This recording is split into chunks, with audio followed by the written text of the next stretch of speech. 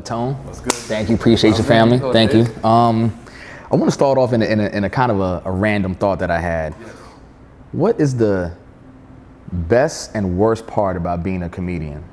Ooh, the best and worst part. The best part is if you love it like I love it, if you were a kid dreaming of doing it and then living your dream, that's the best part. Like, I remember being on the school bus telling jokes and telling kids, I'm gonna be a famous comedian one day. And then like, you ain't gonna do it. In high school, I'm like, I'm gonna do this, man. I'm telling you, when I was, got out of high school and started working, every job I had, I was the funny guy at work.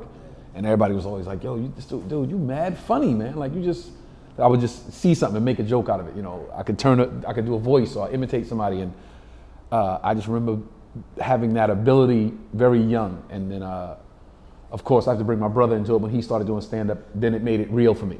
Because everybody else that I admired up until that point was just an image, like an icon. Like I knew of Eddie Murphy, I didn't know him. I knew of Richard Pryor, I didn't know him. I knew of George Carlin, I didn't know him. But then when the guy in the next room started doing stand-up, it was like, wait a minute, now this is real. Like a person I can actually touch. Tangible, yeah, it's like if I can touch this dude, so it's real now. And that's when I started focusing on like really living the dream. So the best part, long answer short, the best part is living the dream. The worst part is probably just, it's the worst, but it's just a thing that you have to understand is paying dues almost. Like when you start out, there's no money, there's shitty promoters, there's shady promoters, there's shitty clubs. That's just a small portion of the grand scheme of things that you got to look at it with the frame of mind like I'm going to be out of this part of it soon, so it won't really matter. When you fly in on a plane and it's turbulence, they say like give it a few minutes, it'll be smooth. That's your career when you start out. It's just shaky, no money, you doubting yourself, you're bombing. Bombing is part of the process. So you're gonna bomb. Don't let any comic tell you they never bombed and they wasn't bad when they first started. That's a lie. You're bad when you first start because you don't know how to do stand-up. You know how to be funny, but you don't know how to do stand-up. What's the difference? How do you determine? Anybody can be funny. Somebody on the bus can just, just make a funny noise or just yell something out. Stand-up is writing and, a point of view. You're talking about the human experience with a comedic slant. So we're news reporters almost, but the comedy is the element that we add that everybody else doesn't add. So we make you laugh at things that everybody else looks at like, damn, that's horrible. And for some reason we see it from this way and we look and say, hey, it's comedy in that, Do you remember your very first time on stage? I don't remember the very first time, but I remember like starting out. The worst show ever, I have the worst bomb of anybody in the history of bombing. I gotta hear this. Remember Harlem Week when they used to close off 125th Street and they would, if you're not familiar with Harlem Week, they close off 125th Street for like 3 or 4 blocks. All of the shops sell their stuff on the street. Whatever clothing or whatever they sell it right there on the sidewalk. And that's when Uptown Comedy Club was on 125th Street. And we're up there in Harlem. We get up there for the girls. Me and like 7 of my friends. We like, let's go to Harlem. Let's meet some chicks. Let's eat. Let's party. And we walked past Uptown Comedy Club. And all my friends knew that I had this dream of being a comic. And we're walking past Uptown Comedy Club and the guys outside barking. Barking is when you try to solicit an audience from people on the sidewalk. So you just stand outside. Yo, comedy show starting in 10 minutes. Yo, my man, you and your girl, I'll get you in half price. You bark, you solicit an audience. So the guy's barking. And one of my boys goes, yo, we'll all pay to get in. We'll all pay if you put my man on. And he's like, bet, 7, 8 dudes gonna pay to get in. Yo, you on the show. Okay. Now I think, okay, I'm funny with my friends. I'll be funny with strangers too. Don't work like that. Got booed off the stage in about maybe 15 seconds. And that's being like, I'm lying right now. It was shorter than that. The host came back on stage, roasted me for like another 10 minutes, brought up another act that killed. After that act goes off stage, he comes back on and goes, hey, Tony, now that's talent. You see what that person did? And roast me some more. Now it's Harlem Week, so when the show ends, everybody's still outside mulling around 125th Street. So I'm talking 10 minutes later, people like, yo, that's the dude right there that bombed. I'm on the train going back to Brooklyn. Cat's like, yo, that's son right there that bombed. So I bombed and got booed off the stage, out the club, down the street, to the subway, back to Brooklyn. It was the worst bomb ever. But I tell people all the time, when the host said my name and I was standing in the back of the room, the walk from the back of the room to the stage was the most excited I had ever been about anything in my life up to that point. There's nothing in my life that I can remember being that excited about. Maybe learning how to ride a bike and like figuring it out that first time, like, oh shit, I got it. Maybe that. But that walk was like, I remember my heart racing, the hairs on my arms stood up, I felt like I could hear better, my eyesight was better, everything, like all my synapses was on 1,000. And I just remember like, okay, it went horrible, but I have to do that again. Well, I was gonna ask you, because what kept you from being discouraged and be like, no, maybe I shouldn't do this shit after all? Like, no, I just believed. I've always believed in myself. I was raised. My parents was always like, you know, like my pops and my moms. I gotta give them credit. They was always like, you the best. Nobody's better than you. You're the best. You're the champ. You're the winner. You are the greatest. And you hear that shit every day on the way to school. You like, yo, maybe I am the best. Like, you know what I'm saying? My mother used to tell me. My mother's like, no joke. My mother used to tell us, you're better than that. Like, I don't want y'all to feel like you're better than people, but you better than some of the stuff they do. So like my boys, you know, running the streets, we from Brooklyn. They run the streets, getting in trouble, doing this, doing that. You're better than that. Ma, so-and-so got arrested. You're better than that. His mother kicked him out the house. He got caught with drugs in the. You're better than that. So I would always be like, yo, I'm better than that. Like, yeah, that makes me wonder, like the household you grew up in, like how many siblings? Obviously, you know, people know Chris, and then there's Jordan. Charles, Chris, Andre, Tony, Brian, Kenny, Andy, Jordan. Wow. Yeah. What was that? What was your household like living in Brooklyn? It was the best, man. It was like I had a built-in gang. I didn't have to worry about joining a gang outside or seeking acceptance from strangers outside. I had a built-in audience, so if I was funny, my brothers and sisters thought I was funny. I'm good. To this day, I still say that. In my book, if they cool with what I'm doing, I don't care about the hate on social media. I don't care about what the people. Oh, you just Chris Rock brother, nigga. You ain't. As long as my siblings are like, yo, you doing your thing, I don't care. Yeah. So that it just solidifies your belief in yourself. It solidifies the family structure. Like I'm very family oriented. We just had so much fun, man. We didn't have a lot of money. But I tell people to this day, I had the best childhood ever. And that's why money doesn't control me to this day. Like, so you can't just throw money at me and get me to do something. Like, yo, you gonna do, it's X amount of dollars. Dude, money don't control me. Right. And I think that's why I have such a great life, is because I'm not motivated or pushed. I'm motivated by money, but I'm not pushed by it. Money don't push me to do stuff. It's like, I'll say no to something if I don't believe in it. Right. One time in my career, I did something for the check and I regretted it. And I said, you know what, I'll never do that again. I don't have to do that. I've gone without for a very long time, so I'm comfortable in that. Is your family American?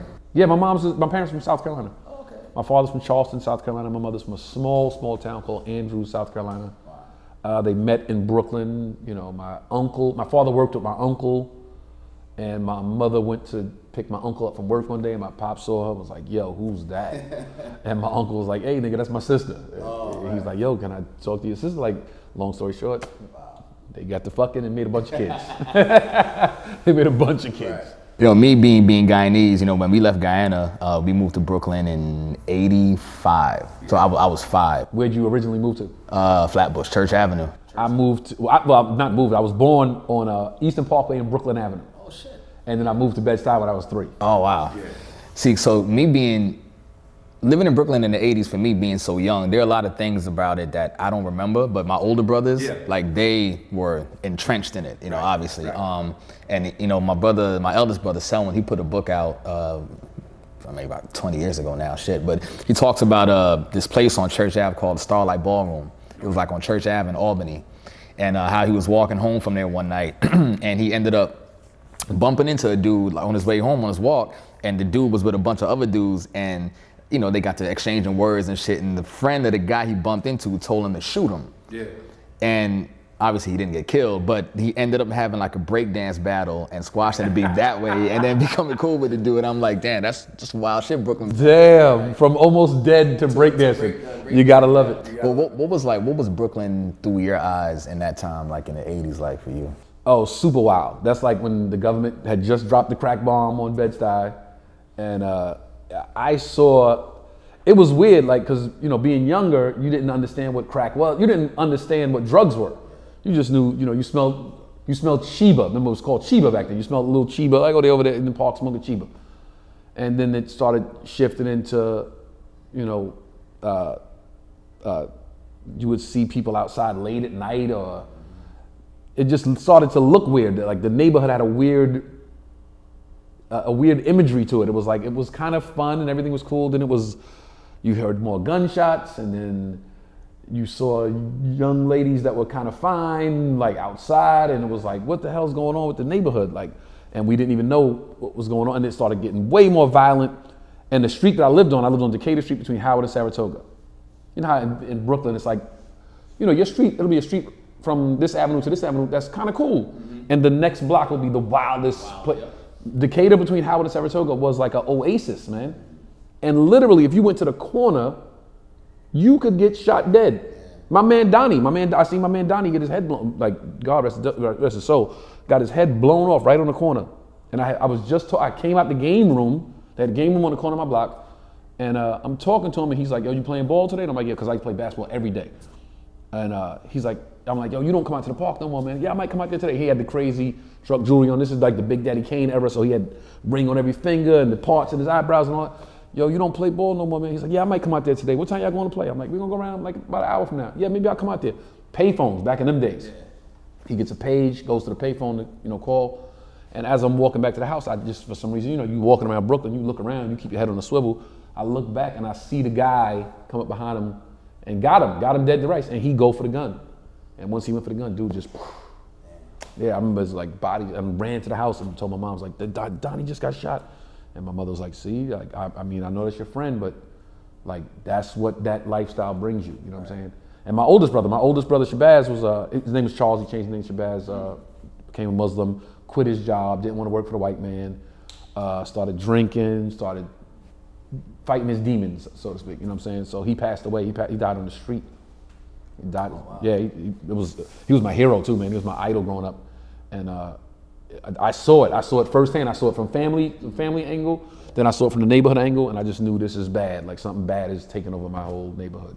How did you not get, I guess, captured or grasped by that element?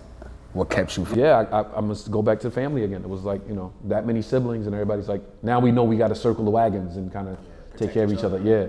And I went to school. We went to from kindergarten to 6th grade.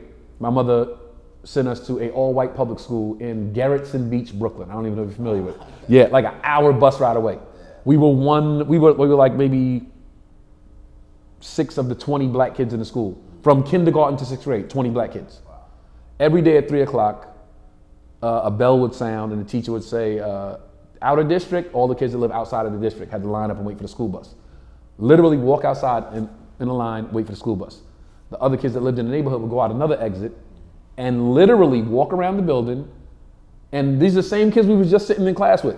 Once they get out, they go around the corner, come around. Now they with their friends that live in the neighborhood. And now it's fucking niggas, stinking niggas, throwing shit at us. And I'm looking at kids like, yo, I was just sitting next to homie in my classroom. Like, it was all good. But now once he got with the group and got the false sense of pride, false sense of, the false sense of racism, it was fuck the niggas, kill the niggas. And I was like, oh, and that taught me like how people are followers. I learned early on how people will follow just because of the numbers, or people will follow just because they don't want to be ostracized by that group. So some of these kids, I didn't truly believe they was racist. I didn't in my heart of hearts believe they was racist. I just knew they were so weak, they couldn't say, nah, man, I'm not with that. And that's another reason why I was like, I gotta be able to say no, I gotta be able to walk away, I gotta be able to say, yo, I'm not fucking with that, you know what I'm saying? And that's why I go back to Bed-Stuy, when the crack came in and the drugs came in and the violence came in, I was like, nah, man, I'm good. Like, if y'all think I'm a sucker, but I'm not with it. I'm not with it. I'm going to the park to play ball, I'm gonna try to talk to this little girl on the street, I'm gonna ride my bike, you know what I'm saying? I'm gonna be funny on the stoop. I'm not fucking with it. Yeah. How much of your childhood experiences, like, do you or have you used in your actual comedy material? Like, from even the bad shit, do you apply it in your comedy? Yeah, I tell, like, we got stories that just always be funny to me that I tell on stage. I tell a story about my brother Brian. My brother Brian is the brother under me. And that's my right-hand man to the day I die, the most dependable person I ever met in my life. I tell him all the time, I'm waiting for you to fuck up one time just so I have one on you. Because that's how dependable he is. Never lets me down. And one time I snuck a girl. This is back in the day when your mother's like, you can't have company when she's gone. And my mother's gone, and I sneak this girl in the house. And I got her in my room, and she's in my lap, and it's like, oh, I'm thinking it's about to go down. And I hear her grandmother outside of my house saying her like, Lisa, I know you in there. And then she's like, I gotta go with my grandmother. And I walk her back out and her grandmother sees me. It's like, I'm gonna tell your mother that she was over there because I know your mother don't allow no company in the house when she not there. And my mother came home and I'm thinking, come on, Tone, you gotta think of something quick, And my brother Brian had a cat and his cat had just had kittens. And I said, B. And this is how lovable B is. B is so lovable, he never got in trouble as a kid. I was more beatings than anybody. I got more ass whippings than anybody. And I go, B, tell Mom that you let her in to see the kittens. And B's like, I don't want to lie to Mommy. And I'm like, B, you won't get in trouble. I'll get in trouble. And then my mother calls me downstairs like, you got a girl in here? I'm like, no, I don't. She was in here to see the kittens. Brian brought her in to see the kittens. And she calls Brian, you brought the girl in the house to see the kittens? And Brian's like, yeah, I just wanted to see the kittens. And my mother's like, all right, well, don't do it again. I told y'all, no people, no company in the house when I'm not home. And B was a little sad because he got yelled at. Right. So he comes upstairs and he's like, man, you got me in trouble because of the cats. And I said, nigga, I would have gotten way more trouble because of the pussy. Yeah, shout out to my brother Brian. And I like stuff like that, like just weird stories that I remember. I tell them sometimes on stage. And just being able to tell a story, I learned it from the family structure, being sitting at the dinner table and you know how my brothers would tell a story and the whole house would be just like wrapped up in the story and you know turn it into characters when you tell a story. Then he said, and you change your voice, and she was like, no, you ain't gonna. So it's like you populate the room, you turn into every person that is involved in the story. I think I keep trying to think about the first time how we linked up, how you and I linked up, because it was through Ingrid. You know how you friends with somebody so I say this all the time. You know how you friends with somebody so long you don't remember how you know each other. That's where we are. It's like you call, I'm like bet. Yeah, I think because it had to be. It was definitely Ingrid. Ingrid, and it was your birthday. Right. And I went to LA with her because it was the Rock the World birthday. Yeah, but we didn't know each other from Miami first. Like I came to one of your parties. Matter of fact, you came to the Clevelander, the rooftop party I had at the Clevelander. Okay. The recess party I had. Yeah, I remember that. And I was like, yo, he's dope. And then she's like, well, he's gonna come to Miami, he's in LA for your birthday weekend. I'm like, all right, well, let's incorporate him. What up, world? It's your favorite comic, Tony Rock. I want to send a shout out to my dude, Fly Guy, on the ones and twos right now. We A-list, but we at the C level. We doing it big on the rooftop of the Cleveland Hotel. South Beach, baby, at its finest. You can see the water, you can see the ladies is going down. If you ain't here, you listening. Tony Rock, Fly Guy, salute. Then we did the party at the W Hotel, the W Hollywood. The white party. Yes. Classic. I think I still have there's a clip of that on YouTube somewhere. Show niggas how we run this city. Respect my man. Boogie if I'm staying late. Like the hurricane. Rains on bitches like sugar shade. Me, I think Killer Kev. Yes. Smoke was there. Smoke. It was I remember Black China was at one of them. Before she was like, you know, she was just a chick. We was like, yo, who's Shorty? And yeah, she was there. Paul Pierce was at a bunch of the parties.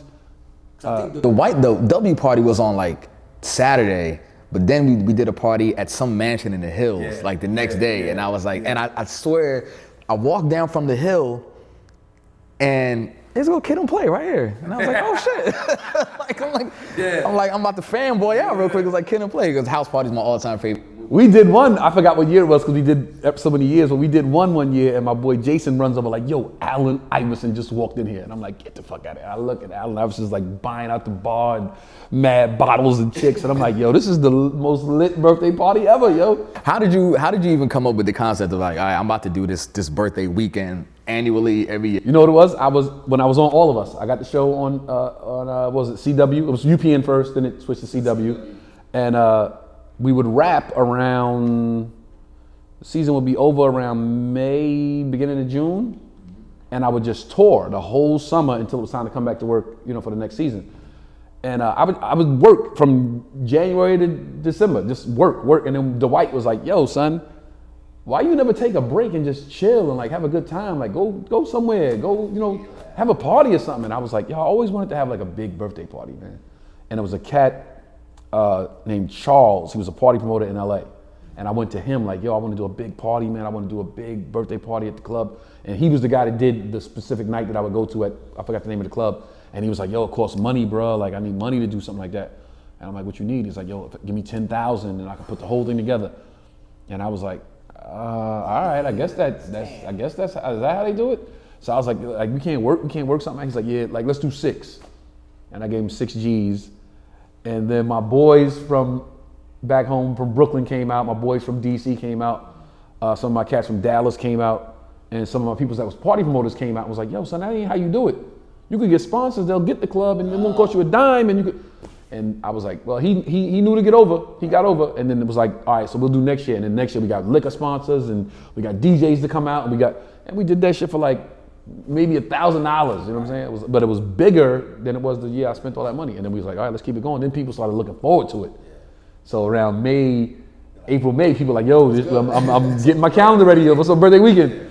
So it was a real big thing. And then the last year we did in LA, we had Heineken was a sponsor. And I remember they came to the house, we had the mansion up in the Malibu Hills, and they came and gave us crazy product, like crazy garage full of Heineken. Then we had some champagne sponsor, I forgot the name of it. And when people were leaving the house, after the day was over, we had the day party, and we had something else the next day somewhere else, but people were stealing out the garage. I seen people walking back we had a bus. Yeah, we had a bus to bring people up to the house. People were going back down the hill with, like, these motherfuckers is ungrateful. That's when I said, you know what I'm gonna do now? I'm gonna switch it up. Birthday weekend, I'm just gonna go away. So last year I went to Anguilla. The year before that was Turks and Caicos. The year before that was Dominican Republic. So now I just go whole squad. We go rent a big ass house out somewhere on the beach, somewhere in the Caribbean, and just chill. Is it hard for you to take a break, to like go on those shit? Yeah. Very hard. I think I kind of have the same drive, I guess. It's a drive to where you always want to work. Like I have to tear myself away from doing something creative. And I don't think that people who are not creative, I gotta say it the right way. I don't think that people who are not creative know what it's like to, first of all, create something from nothing. Right. And then to find success in it, and then right, because you get a little success with it, and then you're like, damn, now I gotta outdo that. I gotta do it better. I gotta do it bigger, and you know, and you're always thinking of what can I do next? What's next? What's next? What's next? And then you find that 6 months go by, and you work almost every day for 6 months, and it's like, how do you not get burnt out? Nobody, if you think about it, nobody's really where they want to be. So you might look at this guy like, yo, this motherfucker got it going on. Or, like comics all the time. Yo, Tone, you an OG, son. Nah, not me. Like, you looking at me, I'm looking at this dude. And that dude's looking at somebody else. You know what I'm saying? So, and that guy's looking at like a TV producer or a director or something. So there's always like, nobody's, especially with comedy, man. I think comedy is more so than anything. Nobody, maybe music as well, but nobody is really in the seat they want to be in. They comfortable. You got to find comfort in wherever you are. You got to find comfort at the bottom, the middle, wherever you are. But you got to always be motivated to go the next level. So that's why taking a break for me is so hard, because I just feel like, well, if I'm not working, somebody else is. That's exactly. I'm glad you said that. If I'm taking a break and laying on the beach, I'm laying in a fucking hammock and my girl's here and I'm chilling. But it's like somebody is somewhere right now with a pad, and they came up with that thing that I might have came up with if I was still, you know. It's like in the DJ world almost, it's like if I'm away on vacation or something, somebody else is calling a promoter or somebody else is saying, hey, I'm available, you need me, and then they might come, you know, I mean, at least that's how it used to be for me. I think I'm at a point now where I'm confident enough in my abilities where I know my value and I know my worth when it comes to playing. But there's still that inside voice that says, nigga, get to work. Like, don't leave room on the table for anybody. And then here's the thing with me is when I left New York to go to LA, New York, it's like 12 comedy clubs in New York. So on a Wednesday night, I could literally go on stage maybe 5 or 6 times on a Tuesday, Wednesday night and get paid every time. Like, boom, that's 8 o'clock here, 8:45, 9, 9:15, run up the street here, 10:15, 10:30, 12 o'clock I'm here. Eat, back on the train, back to Brooklyn, 6 spots on a Tuesday, right? Then Friday and Saturday, the money is double, and I could still do, you know, maybe 8 to 10 spots, right? So I used to do so many spots in New York when I first started out that I would make my rent money in 1 week, Monday through Sunday. Boom, boom, boom, boom. Just take all the money, boom, boom, boom, on the table or in the drawer. By Sunday night, I looked like, okay, that's rent. now the rest of the week I got to go and just, you know, haircuts, headshots, acting classes, clothes, whatever, you know what I'm saying? It was like, let's go. So when I went to LA, it's only really 3 comedy clubs in LA. It's a few more, but it's 3 main ones. So you're not gonna get that type of volume in LA. So that made me feel like I was getting distanced by the guys in New York. I felt like they were going at a faster pace than I was. So that made me lock in, like I really gotta work more because those guys are going faster than me. So I would come home every chance I got just because I need to be around it. So when I was shooting, we would shoot 3 weeks, off 1. That week off, I was on a plane back to New York like, yo, I'm available Monday, Tuesday, Wednesday, Thursday, Friday. Like I had to get it. So now being in LA, I was like, I gotta keep that. And then you get locked into it where it's just what you know. So if I'm not, literally to this day, I've been doing stand-up for 21 years. If I'm not on stage for 3 days straight, I don't know what the fuck to do with myself. Right, yeah. I'm like, what am I doing? I gotta go. I gotta get out of here. I gotta find a mic somewhere. Right. It's almost like with me, if I have a Friday night off, I hate having a Friday or Saturday off from DJing. I hate it because I know that's the biggest party night in the week. Right. It's living in Miami, and it's like I need to be out there touching the people. And there's no reason why you should be off on a Friday. Why the fuck am I off on a Friday? Right. So then, you know, but then that's a whole nother side of my mentality where I'm like, damn, did I do something wrong? Did I mess up a relationship somewhere? Like, why would I be off on a Friday? And then, you know, because there's situations now where certain venues I do, they like to have a rotation of DJs. Right. And that's cool, but I'm like, but I'm me though. Like, why you you know? But then I understand that I charge more than some. So now they don't have the budget every week to pay me and then you know I get it. You know, you let them do that because then they'll see they get what they pay for. So they'll be like, oh, we got this guy because he was the low, but he was the low in talent as well. And they're hitting me like, you available next week? Let me have my assistant contact you and then we'll work it out. We'll make it happen. But so because you were doing comedy, well, one thing I never realized about comedians is that I thought when you see a special on TV, like that's it. I love how people have ideals of what it is. I'm telling you, the concept. You go to special was what? Well, I just thought because you said you go to 2, 3, 4, 5 clubs in a night. I never realized that just because you don't see the comedians stand up on television, that they're not working. And I'll go even further. Just because you see somebody special on TV, there's probably 4 or 5 other comics that will blow that motherfucker away that don't have a special. Right. It's just, there's DJs that, you know, you see and you're like, this motherfucker's dope as shit. Like, why is this guy not over here? Right. It's just, it's just that thing, you know? Is it politics? Is there politics in the comedy world like it is in pretty much everything? Yeah, everything else. Yeah. It is. I'm gonna answer your question. Yes, it is. But before I answer your question, I always like to take ownership of everything is on me. So if I'm not where I want to be, it's on me. If I don't have whatever somebody else has, it's on me. I don't like to put the power in somebody else. But yes, it is politics. You know, sometimes a person might have a stronger agency. Sometimes the network that's doing the deal has a deal with this particular agency, so they're gonna go for their clients first. Like, it's like when a person writes a movie, which I didn't realize happens more so than I thought. You write a movie, right? You're with this particular agency. This particular agency says, all right, well, since you with the agency, you wrote the movie, we're gonna put our clients in your movie. So now if you're not with the agency, you might not even know about the auditions. The movie might get cast from top to bottom without him or her even knowing about it because y'all not privy to the agency. Yeah.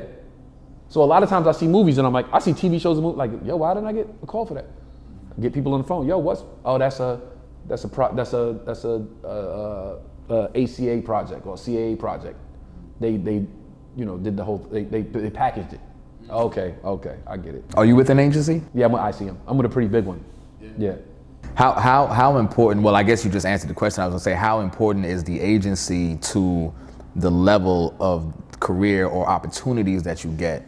Agencies are weird. This is the issue as a black man I have with an agency. White people have created a system here, and I say white people because white people run 99.9% of all the agencies. So they created a system where nobody can profit without coming through them.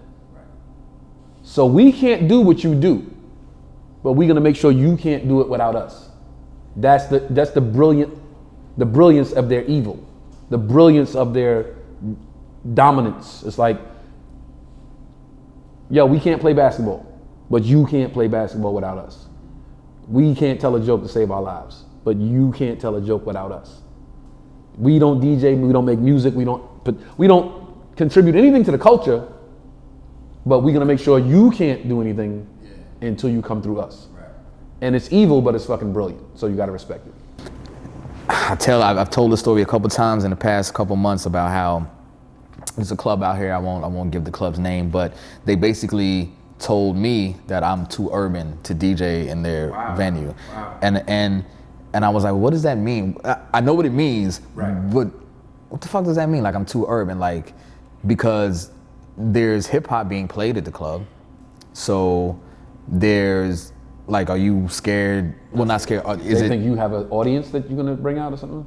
Because I will go on record like, your parties, dude. Come on, son. From beginning to like you. I love to see a DJ, and I'm gonna give you all the props in the world. I love to see a DJ that looks like he's having fun too. Don't just do this and play and talk and yo, so-and-so's in the building. All right.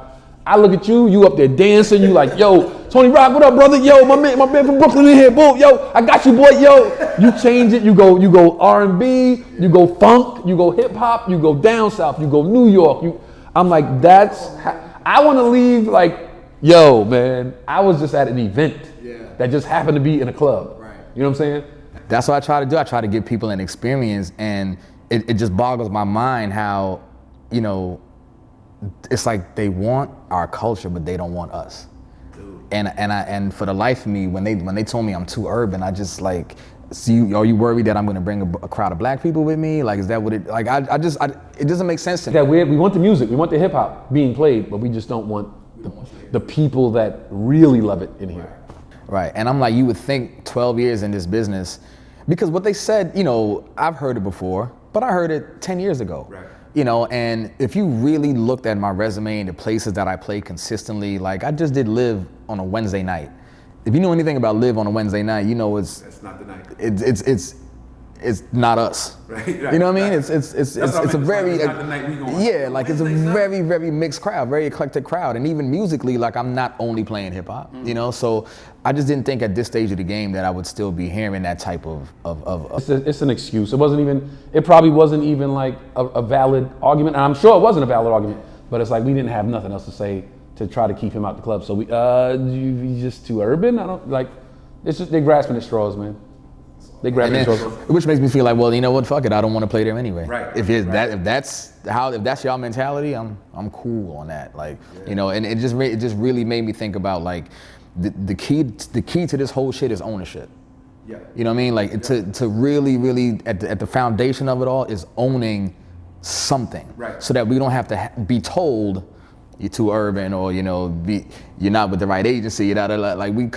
Really, we don't own anything. Right. That's a bigger issue within the black community. It's like we don't have no power because we don't own nothing. We can't say, but you know what? 2 points. We don't have any power because we don't own anything. But if we ever collectively realize the power of our dollar, we could change the game like that. We could literally change the game. You know, black people in this country make the least amount of money and spend the most. It sounds fucked up because it is. But if you look at it, that means our dollar is the most valued. Mm-hmm. So if we just sat back and said, okay, well, we're not going to spend our money until we get, equal treatment or we don't respect under the law or whatever, you name it. Right. We don't spend our money until we get this. We can shift the culture. We can shift the energy of this country like that. Maybe one day, man. Maybe one day. But I did want to ask you how you ended up going from comedy to acting. This is the beauty of being a good comic. When you get really good at comedy, it opens so many other doors. Everybody loves a funny person. What do women say is their number one thing? What'd you look for in a guy? Somebody to make me laugh. Right? 90% of women. What's the number one thing? Yo, a dude that can make me laugh. Right? Yeah. Being funny. So when a TV show is looking for a host, who do we want the funny guy? Because the funny guy is quick-witted and could make something up right on the spot. You could put him in any scenario and he could go with it. That's how I got Apollo when I was hosting Apollo. I was hosting Apollo. Yo, this is a dope ass story. I was hosting Apollo. Jamie Foxx happened to be in the room at the Laugh Factory one night in LA. He's upstairs in the balcony watching the show. I'm hosting.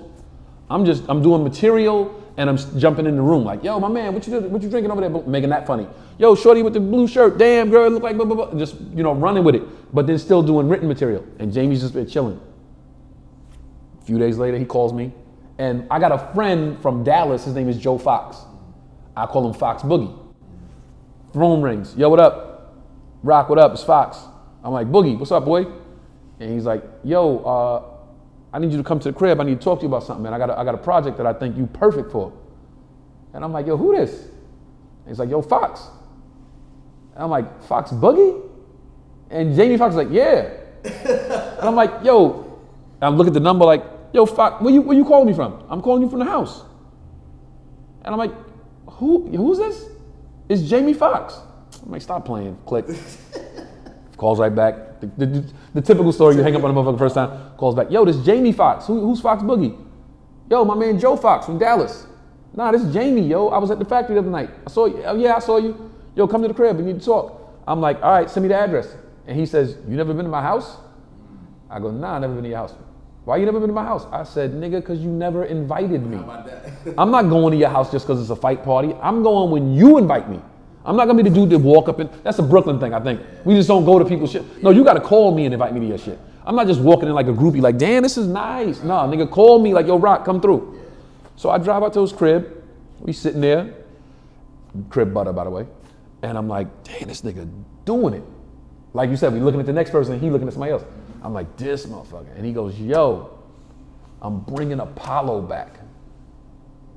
And I'm still not putting two and two together. I'm like, oh, that's dope, man, yo, because Apollo's the greatest talent competition in the world. It's the most iconic building in urban history. You know what I'm saying? That's dope. I'm like, yo, who you think about hosting? And he's like, I found the host already. I'm thinking he's saying he's gonna host it. Now I'm thinking like, why would Jamie Foxx host the Apollo? Like, I think he's a little too big. He's bigger than that. And he goes, yo, I found the host already. What you did the other night at the factory, that's it. You done. Job's yours. No auditions. I'm not looking at nobody else. Your job. And I'm like, get the fuck out of here. Drive back home. Like we talk and chop it up. I'm gonna have my people call your people, all that stuff. Drive back home. I'm in the crib like, yo, I just got a TV show because that motherfucker saw me on stage. I got all of us. Monica Swan, the casting director for all of us, was in this Laugh Factory one night, just chilling with her people. I'm on stage doing my thing. And I come off stage and they're like, yo, Monica Swan wants to meet you. And I didn't know who she was. I'm new to LA.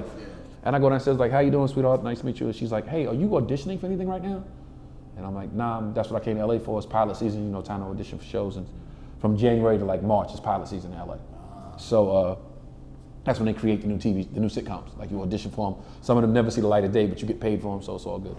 So she's like, Will Smith is doing a pilot for this TV show. And I think that you fit this character to the T.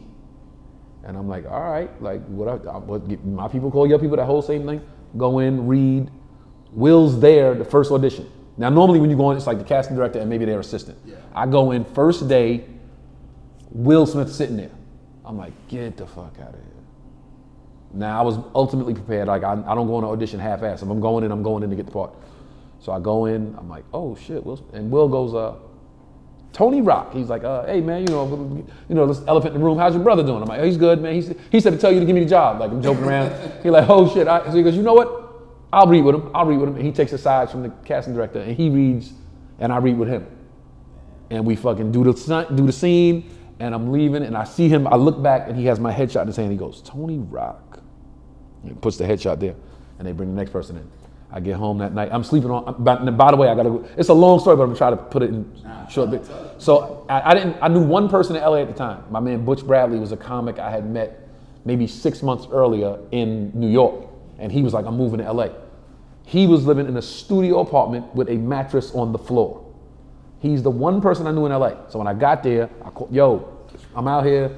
I'm staying at a hotel. Like, what's up? You want to get up? He's like, dude, first of all, leave the hotel. You don't have to stay there because you're gonna spend all your money. You can stay with me. Me and this white boy from Atlantic City, New Jersey, slept in the same bed on the floor for like maybe a year and a half. Yeah, it was the grind. It was like we out here, we trying to get it. So when I auditioned for the show, I go back to his crib, they call, and my manager says, I don't know what you did in that room, but go back tomorrow and do the same thing. And I go back, and every time you get a call back, it's more people in the room the next time. So it's casting director, her assistant, Will. Next time I go, it's casting director, her assistant, Will, his assistant, one person from the network. Boom, I go and do the same shit. Get the call back again. Yo, they want you to come back again. Same shit. I go back now, it's casting director, her assistant, 2 people from the network, 2 people from the studio, Will, his assistant, 3 writers, the co-creator of the show. The room's getting bigger. And the people in the hallway is getting smaller. So it's like 100 niggas the first day, 50 the second callback, 20 the third callback, 4, you know what I'm saying? And I'm like, oh shit. And I go back for the last callback, and they say your call time is like 10 o'clock. So I get there at 9:30. I get there at 9:30, and Will Smith is already there. And I'm like, okay, he bout that shit too. He bout his business. He on time too. He earlier than everybody else too. Just like I am, he is. So now he's like, yo, nobody else here yet. He comes and sits in the hallway with me, and we just talk for a half hour. Talk about Philly, we talk about pizza in New York, and Michael Jordan, and my favorite episode of Fresh Prince. We just talk. And then people start coming in, the network people come in, studio people come in, the writers come in, and he's like, yo, I'll see you inside in a minute. And he goes in, he's like, you nervous? And I'm like, yeah, a little bit. And he goes, well, you shouldn't be, because you're the only person we brought back for this part. So he's like, now I'll make you nervous. You would really have to fuck this up to not get this part. You would really have to fuck this up to not get this part. I'm like, well, now that you put it that way, I'm not nervous at all. So he goes in, they wait a few minutes, they set the room, and then he goes, ready when you are. I go in and walk in, and they have a camera mounted on top of a TV. And it's Les Moonves, the head of CBS and UPN, watching from a remote location. And Will reads with me again. We do like 3 or 4 scenes. And the phone rings after we finish. And Will's like, yeah, I told you. All right, okay. Hangs up the phone. They're like, Mr. Rock, you're free to go. We'll be in touch. And my agent calls me that night, like, I'm answering the phone, yo, what up? And he's like, my agent was an old Irish dude at the time, Richie Tinkin. Hey, Pally. He used to call me the kid or Pally. Hey, Pally, you good? I'm like, yeah, how'd it go this today? I'm like, it went, I won't know nothing until you know something, you know what I'm saying? I don't dwell on it. Once I leave the room, it's done. Because you'll go crazy. You'll be pulling your hair out all day. They didn't call yet. So once I leave the room, done. How'd it go today? I'm like, I'll know when you know. And he goes, well, I'm calling to say you did a good job, Tony. And I'm like, I appreciate that. He goes, or should I say Dirk? And I'm like, I got it? He's like, you got it, kid. You knocked it out the park. They love you. And everything, I say that to say everything good that's happened in my career, most of the good stuff has happened because somebody saw me on stage. So to answer your question, which was originally like how you got it. Yeah, that's what it is. Comedy will open doors for everything else. I got hosting gigs from people seeing me do stand-up. I got acting gigs from people seeing me do stand-up. I've been on tours for people to see me do stand-up. It just opens so many doors because they know if you can control a room of strangers, if we give you some lines, you can bring it to life. If we put you in a scenario hosting a show, you can bring it to life. So they trust your instincts. How hard is it to go from being a regular person to now you have to embody a person with a different personality and then learn it and then execute it? Like, how is that I was lucky with Dirk because Dirk was very much Tony Rock. So whenever people saw the show, they were like, man, this is you. You know, my acting teacher, when I showed her the sides the first time, she was like, oh, this is you. You're gonna get this. This is you. So it was different in that he had some life stories, some life background story that I didn't have. Like Dirk, my character was married 4 times, divorced 4 times. That didn't apply to me, but his personality was Tony Rock. Yeah. And then what I realized was in acting, if I can bring my personality to the character, then it's not a stretch. Right. So I would always try to be like, how much Tony can I put in this character? If they let me do a little bit of this, maybe, my sensibilities, it'll help me, But then I started doing drama, and it's like, okay, now you can't be the funny guy. You gotta be serious. Yeah, now you gotta draw from, past relationships or arguments or whatever you need to get to find that space. And that's why I like doing drama so much, because it's a different arc. It's like when I gotta cry and I gotta be, emotional, it's like, dude, I gotta find that place. I can't. Is that easy to find, or is it? Unfortunately, it's easy to find. All the heartbreaks I've been through and bad stuff that I've seen in my life. Yeah, it's easy to find, but to tap into it and have it come out through the acting is difficult. Yeah, excuse me. Damn. What if you had to choose? Stand up. Somebody. Stand yeah, up. going forward, the rest of your life. Stand up. Yeah. Stand up. Stand up forever. Even because I guess I asked because even. Would you say you are beyond bombing? No. Is any comedian beyond possibly having a bad night? No. Okay, so bombing, once you learn, you got to bomb a lot in the beginning to learn what bombing is. So it's not just the jokes didn't work. It would be great if it was that easy. Oh, the joke just didn't work. All right, well, I'll do this joke. You know what I mean? Bombing is losing control of the room. Next time you're in a comedy club, look, all the lights are facing the comic on stage. Right. All the chairs are facing the comic on stage.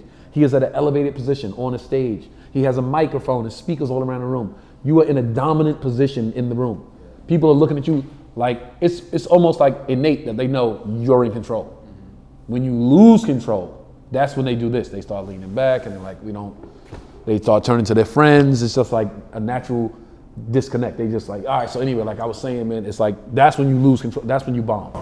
You know, it's funny. There's this thing about me, right, that cause I haven't been to many comedy shows, but even if I've watched it on TV and I'm not engaged or captured by the comedian, I can't watch it. Like I think some people like to see somebody bomb and make fun of them or do it. Like I can't watch that shit, man, because I almost feel like I feel their pain, man. Like I don't like to see it, man. I'm like, oh no, I gotta change this shit. I gotta change it, because it makes me think of when I did a VH1, the Master of the Mix DJ show, yeah.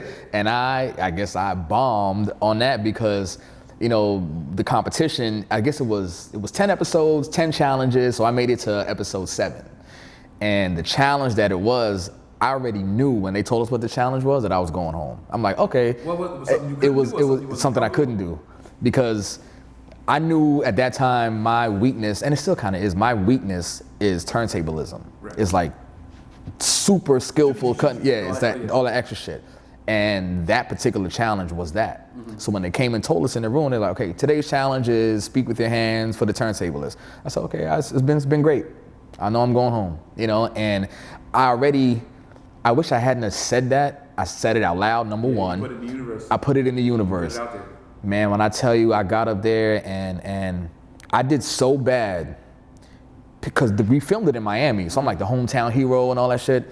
People in the audience started crying. Girls cried in the audience for how bad I was doing because I had done pretty well. I mean, I'm 7 episodes in. And they like, knew you. They knew me. So they're like, oh, he might actually win this $250,000 that he's competing for. Right. And I did so bad that I just remember looking in the crowd and seeing tears coming down the girls' faces, because it was just like the judge, Kid Capri was a judge, and another industry executive, and their faces were just like what this can't be the same DJ we've been seeing the past 6 weeks. Yeah. It's like, and I remember I finished the challenge, the clock wound down, and every time you finish a challenge, you have to go off camera and do your, off stage, do your interview, talk about how you feel. I did my little interview, 30 seconds maybe, and I went into the waiting room, and I almost threw my laptop against the wall. I didn't do it, but I had it like this, and I set it down, and I just broke down, and I cried my eyes out. And that fucking camera was right here, captured everything. Wow. And I knew in my mind, 6 months later, this is gonna be on TV, and then it ended up coming out, and everybody saw it, and you NDA, I couldn't tell anybody what was gonna happen. Right. But my mother saw it, and she cried, and then my brother saw it and everything, and it was just like, I think that experience made me not want to get a thrill out of seeing somebody do bad. You know what I'm saying? Like, I just like I can't. You know what it feels like. Yeah, I know. Yeah, I know what it feels like. You know what I mean? And I lost control of the DJ equipment, of the crowd, of the judges, of everything in that room. And I made it a point. I said after that, look, I have to, number one, recognize what my weakness is, figure out what my strengths are, and then master those. So I'll say, okay, nobody can do it all. What I'm good at, I'm gonna excel at that shit, and where that's gonna become a non-factor, that weakness is gonna become a non-issue. Do you feel like you have a comedy weakness of it? I did. I'll tell you a similar story. I was at the comic strip one night in New York, 82nd and 2nd, this comedy club I actually started at. It was a Puerto Rican Day Parade weekend, just to set the scene for New York City. Yeah. You know how lit New York City is, the whole city, Puerto Rican Day Parade weekend. So the comic strip is packed on a Saturday night. This is, I want to like accurately, I might have been a year and a half into stand-up. Maybe 2, let's say 2 years. I was 2 years in, because I was far enough in to know better, but still knew enough to be like thrown by what happened. So I'm on stage, and the way the room was set up, the stage was kind of high, and it was a table at the side of the stage here and a table at the side of the stage here. And then the rest of the room was out here. And the room's packed, mostly Puerto Rican people, coming from the parade. Rowdy, drunk, loud, hey, papa, da, da, whistling and all that. Dude, table full of Puerto Rican girls right here, table full of Puerto Rican dudes right here. Excuse me. Dude gets up, walks across the stage behind me, kneels down and gets the girl's number. While I'm on stage, I'm at the front of the stage talking, hey, what's up everybody out there?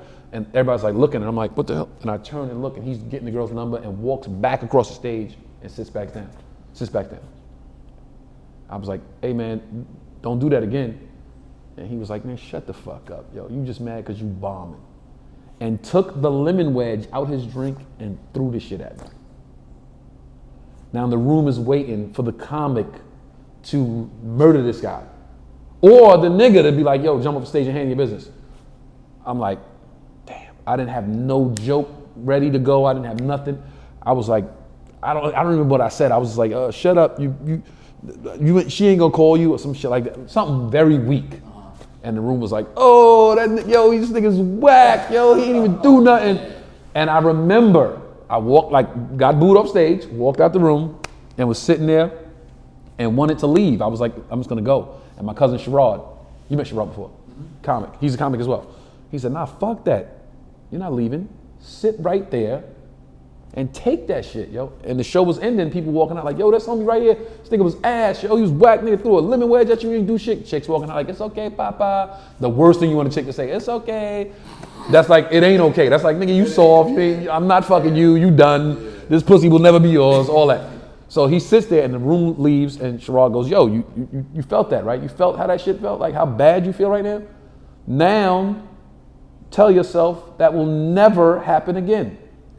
And to this day, people come to see my shows because they know, yo, Tone could make something funny like that. Anything happen in the room, I hear something fall, psh, yo, what niggas over there breakdancing with a drink, first drink, nigga? Like, I just go. Yo, y'all married? Whatever, anything happens, I got it. Because I remember my back being on the wall that day. So now I've had the most extreme, I've had a lady in Fort Lauderdale one time laugh, hair went into the candle, woof, and I just go, yo, this bitch hair, right on it. I'm on it immediately, jokes, room dying laughing. And I'm like, okay, let the room go, crescendo, bring it down like, all right, now let's make sure she good. But I just want to show y'all, like, I don't say this to the room, but I'm just like, to myself, like, I just want to show these motherfuckers, it's nothing that can happen in the room that I can't handle now.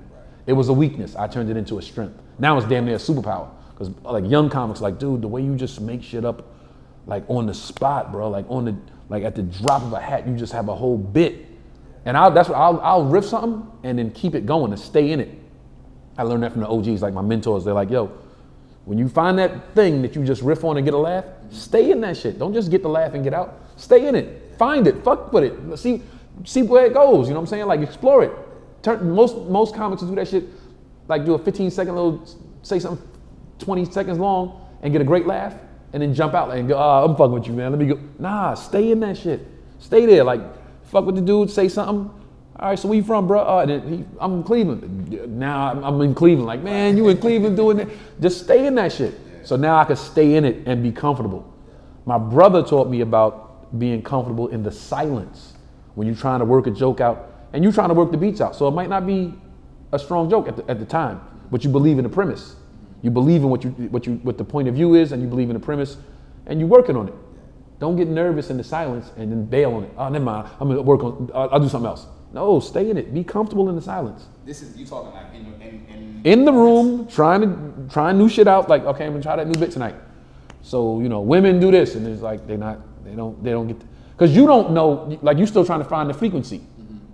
It's like you listen to the radio. If you're not on 103.5, you're not gonna get 103.5. You're on 103.7, it's coming in choppy.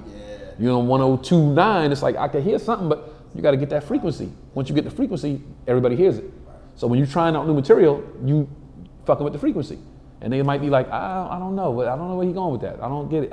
You just keep, and then it's bang. Women like to say that we locked into the frequency, we got it. But stay in it. Be comfortable in the silence. Stay in it when you're trying to riff and find something funny. Stay in it. Don't get nervous. So once you find that comfort level, and that comfort zone where you can just be like, I'm cool with the laughter, I'm cool with the silence, I'm cool with the yelling out, I'm cool with it all. That's when you start really honing your skills. Is that how that type of approach to comedy is what ended up getting you on the Festival of Laughs tour? Like, how does that? Yo, Festival of Laughs, oh man, I'm so happy to be on that tour. That's a big fucking deal. Like, that's... Yo, like this weekend, tomorrow, it's Gary Owen, Mike Epps, who else is on? Michael Blackson. And you. And me. So Gary Owen and Mike Epps, it's like, dude, I used to watch these motherfuckers like in the crib, like before I had my own place, like my mother's house. Like, yo, these dudes is funny for real. Now, every year Mike goes on tour and they say, who you want? And he goes, yo, is Rock available? That's dope, man. Dude. Dope. That's like, what? Some more goes out like, yo, Wayne, see if Tone's available. Quake goes out, yo, Rock, see if you can get Rock. You know what I'm saying? I was Tracy Morgan's opening act for 2 years. And this was when I was starting out. Tracy Morgan gave me so much game, man. And he would be like, see me in New York, yo, what you doing this weekend? I'm here, I'm in town. Yo, fuck it, next 2 weeks, come out with me. And we'd just be out there in the green room chilling, just listening to him talk and seeing how he interact with people. Tracy was the one that told me when the camera come on, as soon as the lights come on, give him a fucking show. You can do whatever you want to do when you down and you in your downtime, when you home chilling with your family, be whatever. When them lights come on, give the motherfuckers a show. And every time I see Tracy on TV, when they intro him and he comes out, I'm like, watch. He turns on. He gives them a show every time. And I'm like, you gotta be like that. You gotta be that guy. You're a comic. You gotta be the guy that people are like happy when you come around. Like, yo, this motherfucker. When I walk out tomorrow, when I walk on stage, they're gonna go, yo, this nigga right here. I've gotten several cities we've been on. Like, I've been on this tour for years now, but you know, I go up first or second, whatever. Go to the concession stand outside when this show's still going on, and people coming out like, yo, man, you was the funniest one so far. Yo, why you ain't headlining? Yo, why they put you up so early? Dude, I'm just happy to be here, man. I'm just happy to be here. I'm just happy that Mike says Rock every year. Because there's so many cats that can be like, yo, let me get so-and-so and so-and-so. And they would jump at the chance. They would move dates around. Yo, let me get Rock. Damn. It speaks for itself. Yeah. It speaks for itself. Is that it's like the validation? Is that like the validation you were searching for when you first started out? Yeah. But especially with me, because I came behind my brother. So with me, you got to look at it different. Every time I go on stage, I'm following my brother, whether he's in the room or they're in the city, in the country or not. When I touch a mic, I'm following him.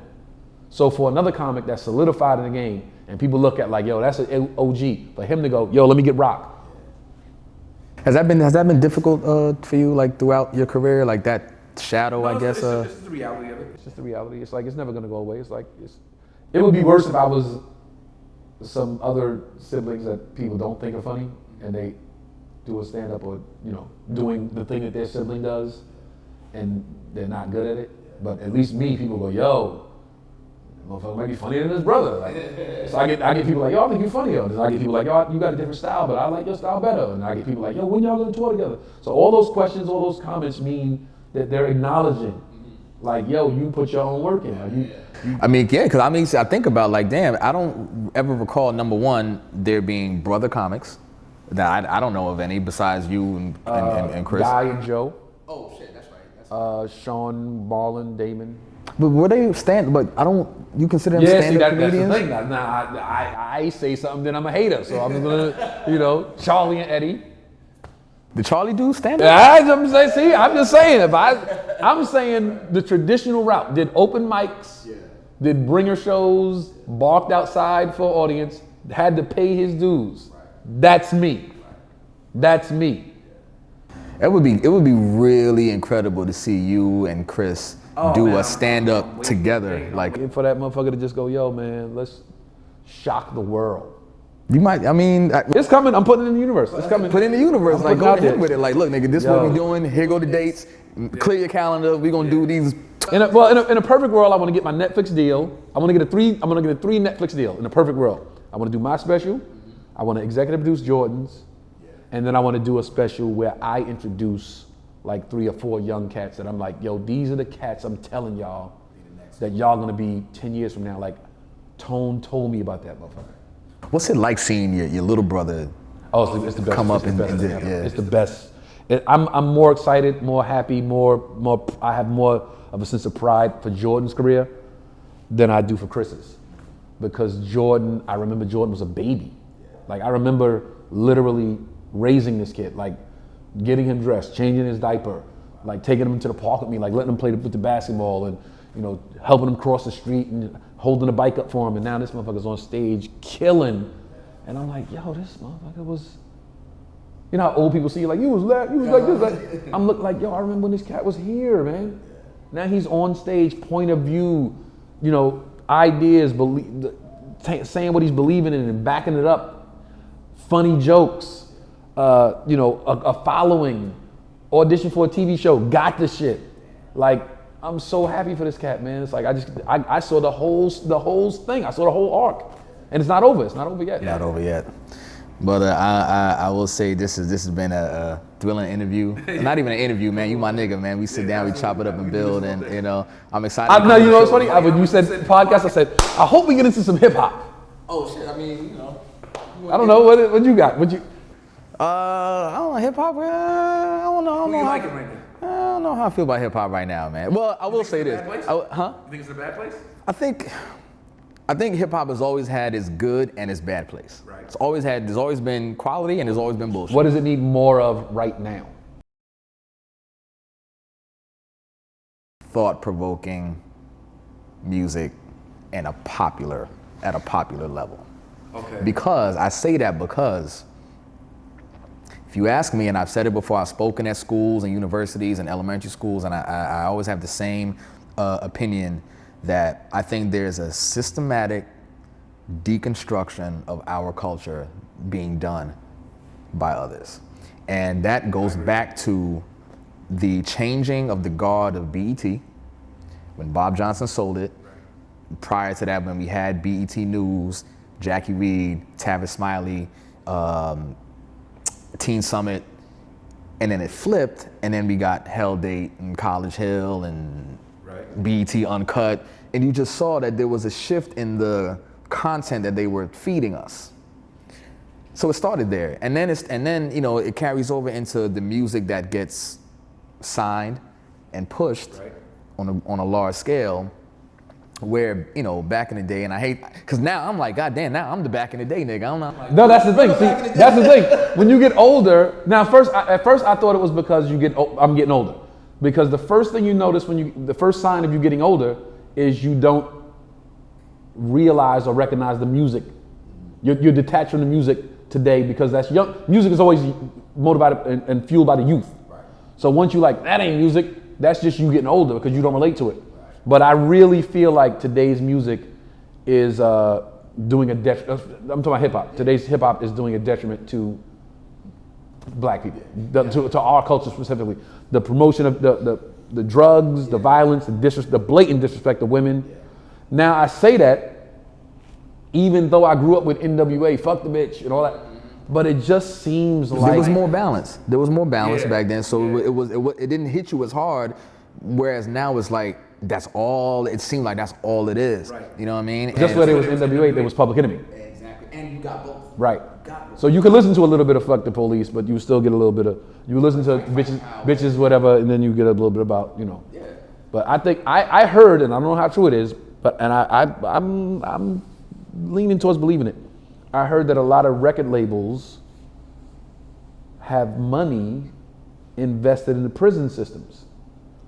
So they sign the artists that are basically going to promote and glorify shit that's gonna send young black men to prison. So they're gonna make money on both ends. Both ends. I can see that. Like that's something I definitely see. Like I can sense that. I can see that. You know, it's more difficult for me being a DJ that I have to make a living playing most nights playing a lot of music that I don't necessarily agree with, but it puts me in a weird position because I developed an understanding for it, and that's in the club setting. I get it, you know, and I understand that it's not about lyrics anymore, but it's more about feeling. Really bad. It's, you know, and that's just, it is what it is, you know? I tell people all the time, me and my boys, we talk hip hop all the time. Yo, a good lyricist will make you say, like, take Nas for example. Listen to Nas and I go, yo, I could never do that shit. He's so good, I know I can't do it. And then you hear some niggas that's so whack, you go, nigga, we can make a song. We should get in the studio. Like, we can do that. And then I don't like when people use the youth or the age thing as a factor, because Nas put Illmatic out when he was 20. He was 20 years old when he wrote that shit, when he wrote Halftime and when he wrote One Love. But he's always been... So, right. So you can't, I mean, Jay exactly. Jay was 26. So you can't tell me that, oh, it's a youth, it's an age thing that determines your level of intellectual reach. You know what I'm saying? So, but I will say that one new artist that I really, really like is Roddy Ricch. Okay, I haven't gotten into Roddy Ricch. I heard him with Nipsey, but I haven't gotten into his solo stuff. Nipsey's in a whole nother, like he's like the holy grail to me now. Like, you know what I'm saying? It's just a tragic story. Nipsey, it's almost biblical. Like it is biblical. It ain't almost biblical, because we knew Nipsey's life before he turned into the Nipsey that we knew later on. And there's a war going on. I don't want to preach, but I'm going to preach for a little bit. The longest running war that's ever been going on is God versus the devil. You know how you leave a gang and they say it's blood in, blood out? We ain't going to let you just walk away. The devil ain't going to let you just walk away either. So you're doing the devil's work, which Nipsey was doing. He was in a gang. He was perpetuating violence against his own people based off the neighborhood they lived in and the color they wore. People that look just like him, that he admitted to. People that look just like him, he's driving down the street looking for a nigga that looks just like him, that just has a different color on.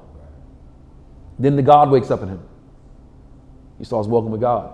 The devil ain't gonna let you just walk away, bro. You did all this work for me. I can't let you go. You're one of my most valuable soldiers. I'm not letting you just walk away. And look what happened. Yeah. He was 33 when he was he 33? Like 31. 31? It ain't easy to just, there's the same kid that's in the gang trying to get out, the same kid that's trying to straighten his life up, get off drugs, whatever. Yo, the devil ain't gonna just let you walk away. You ain't just gonna walk away, bro. It's crazy, man. The thing about Nipsey that is so eerie to me is how much he looks like Haile Selassie. Like Selassie, it was. And Kaepernick. Yeah. You ever see the pictures of themselves? Yep. It's crazy. It's ill. Well, we'll see where hip hop goes. Now we in the year 2020, and you know it's gonna be an interesting decade, and you know what I'm saying, hopefully. Who's gonna take it over? Oh man, I don't know, but I will say Roddy Ricch I think he got a good career ahead of him, you know, and you know, I'm just looking to see who's next, cause I'll be playing him. My man. You know, Tone, I appreciate you, family. Love. And I'm looking forward to the comedy show tomorrow. Yes, sir. And then we gonna vibe out at Blind Barber. Absolutely. Tomorrow night. Yeah. My favorite DJ in the whole world, y'all. Fly Guy.